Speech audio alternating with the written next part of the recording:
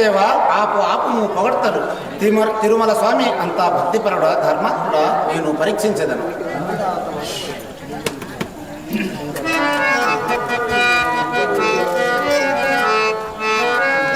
శంకర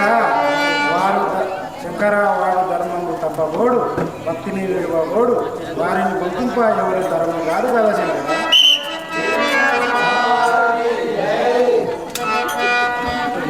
విష్ణుదేవా నీ భక్తుని పొంకింపనిచో భూతలమున అవతరించదను, భూలోకమున అవతరించదను వాణి ధర్మము చూచి అవతరించదను.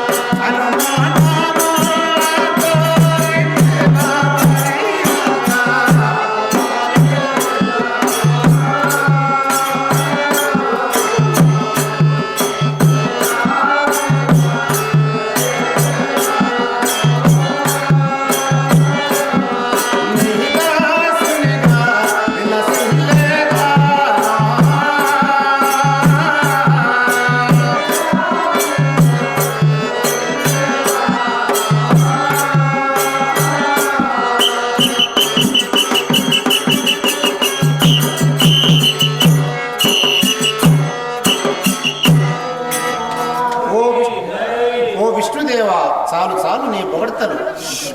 ఎంతలో పోయి ఆ తిరుమల స్వామిని ఎంత భక్తిపరుడో పరీక్షించదు. నీ భక్తుని పొంకింపకున్నచో ఓవలరెడ్డి అచ్చమ్మ కడుపున నల్లారెడ్డి నామమ్మన అవతరించి నీ దాసునిగా ఉండేదను.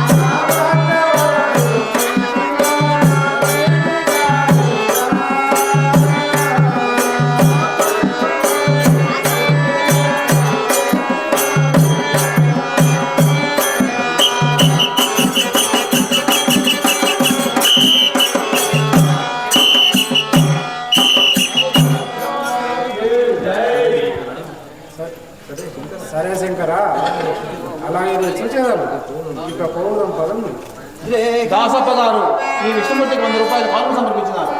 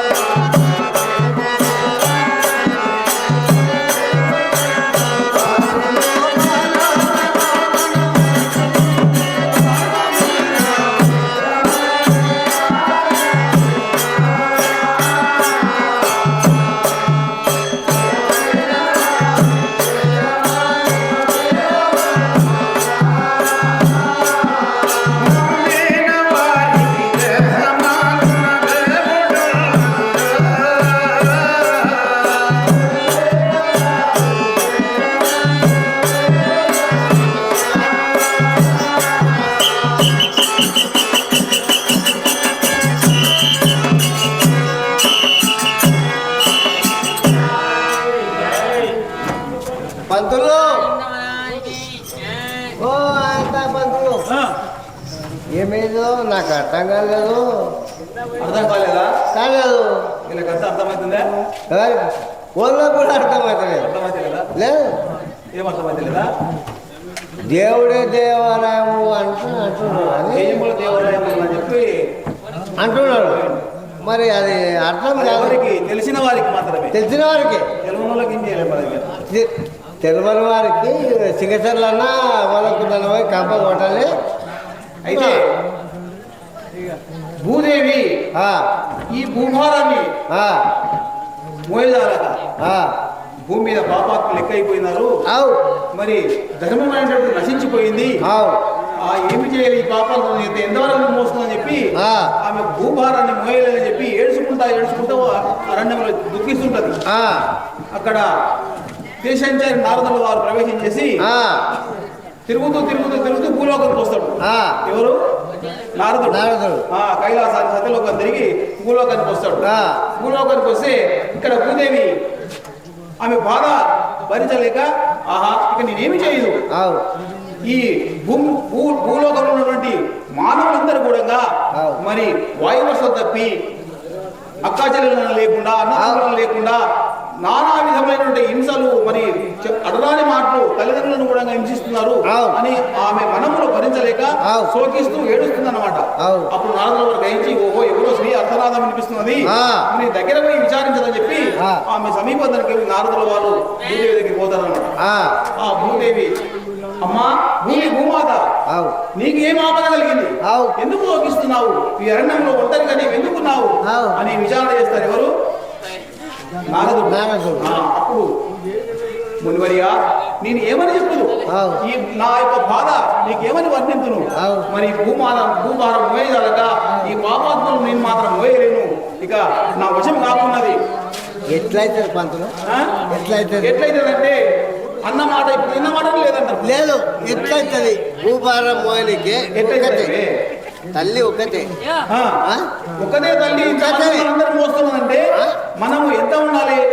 తల్లిదండ్రులు చచ్చిదోళ్ళని మోసుకుంటుంది. ఎట్లా మోసుకోవాలి? ఎట్లా ఉండాలి? ఆ నడవడి ఎట్లా ఉండాలి అంటే తల్లిదండ్రులను గౌరవించాలి, అత్తమామలను గౌరవించాలి, అన్నదమ్ములను గౌరవించాలి, అక్కచెల్లెలను గౌరవించాలి, పెద్దలను గౌరవించాలి. మరి తిన్నట్టు చెప్పాలి, ఉన్న మాట ఆడలే, సత్యం పలకాలి. లేదు తల్లిదండ్రులకు గడ్డి రాదు. ఇక అదే కాలం వచ్చింది మళ్ళీ అందుకనే కదా ఏమి అన్నదమ్ములకు అడగరాదు, అడగరాదు, అత్తమామలు అడగరాదు, అత్తమామలను అడగరాదు. అందరికి ఉండాలి. వీళ్ళకు దుర్బుద్ధి పుట్టిందండి. ఆ దుర్బుద్ధి ఇగో ఈ దుర్బుద్ధి నేను చెప్తా చూడు కూరా. అన్నదమ్ములని అడగనియరు, తల్లిదండ్రులని నీవేం చేసినావు, వాడేం చేసిండు, సంపాదించి పెట్టిన వాడు ఏం దిగిండు, వాడు సంపాదించి పెట్టిన అంటారు. ఏంటి కానీ వాళ్ళు ఏమి చేయకుండా 9 నెలలు మనల్ని మోసి గర్భమందు మోసి మరి ఆ జన్మం అయితే మనకి ఇచ్చింది, జన్మనైతే ఇచ్చింది కదా, వాళ్ళు ఆ జన్మనిచ్చేందుకు మనం ఈనాడు ఇంత హాయిగా ఉన్నాం. మళ్ళీ అదే ఆనాడే నేను చిన్నప్పుడు జన్మ లేకుంటే నీవు ఈ స్థాయిలో ఉండడం వారవా ఎట్లా ఉంటావు? ఒకసారి మనం ఆలోచన చేసుకోవాలన్నమాట. కాబట్టి వాళ్ళు ఏమి మనం సంపాదించకపోయినా మనల్ని మాత్రం ఈ భూమి మీద పుట్టించిండ్రు. మనం వాళ్ళు ఉద్ధరించడానికి, వాళ్ళ సేవ చేసుకోవడానికి మనం పూనుకునాలి. కానీ ఈ యొక్క మానవులంతా కూడా దుష్ట చేష్టలు చేస్తున్నారు, దుష్ట చర్యలకు బలపడుతున్నారు. మరి తల్లిదండ్రులకు కూడా విడనాడి గంజి పోసలేరు. అటువంటిది చేయకుండా ఉండాలంటే మంచి మార్గాన్ని నడుచుకునాలి. మంచి మార్గం అంటే ఇంకెట్లా ఆడుకోవాలి? తల్లిదండ్రులు కాదు మంచి మార్గమే. మంచి మార్గం